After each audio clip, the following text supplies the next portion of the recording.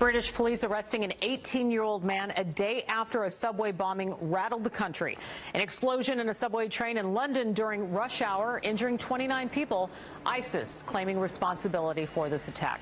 Jonathan Schanzer is the vice president of research of the Foundation for Defense of Democracies. He's also a former terrorism analyst at the Treasury Department. So we're very pleased to have you here with us today to discuss this very important matter. Thank you. My pleasure. All right. So first, let me just ask you, what's your initial impression of this latest attack in the UK? You know, there were reports that there was a timer found on the device. It sounds like this could have been so much worse. What do you think? Well, it certainly could have been. It was certainly an intention. The intention was to make it a mass casualty attack. This is a significant change from a lot of these vehicular and stabbing attacks that we've seen in London throughout the year. This is the fifth such attack, of course, and they've all been crude. Except for the suicide bombing, of course, up until now. This was an attempt, I think, to really try to take out a couple of dozen people. It was a crude device. The good news here is that investigators can now take a look at the parts.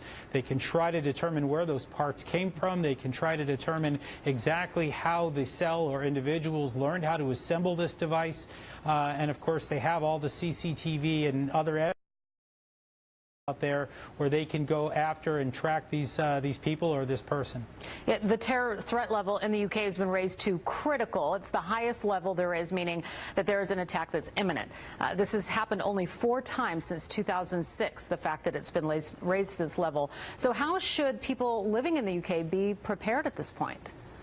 Well, look, I think that it's inadvisable for people to just stay home and to not want to go outside.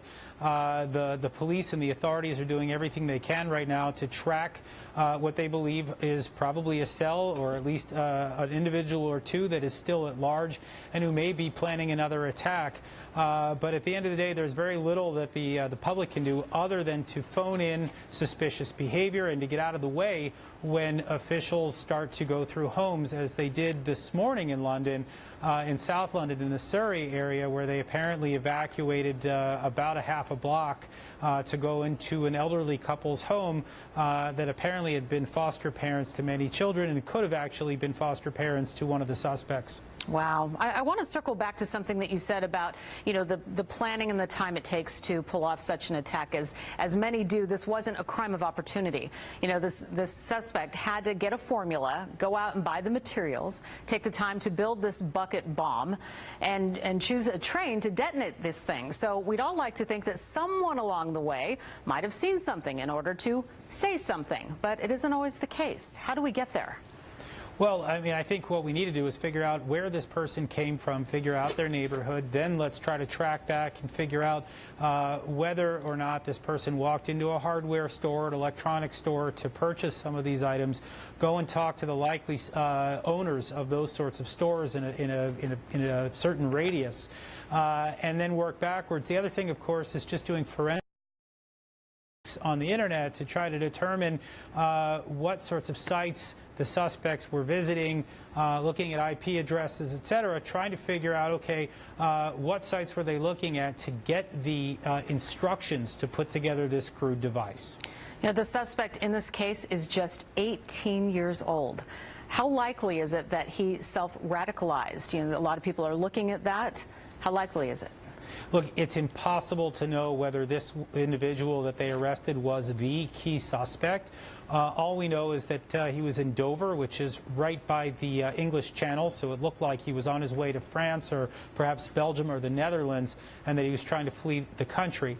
Beyond that, we simply don't know what kind of involvement he had in this attack, whether he was just part of a broader network of people who are suspected or the person that may have actually tried to detonate this. So really, we're not getting a lot from British authorities. We're not getting a lot from the police.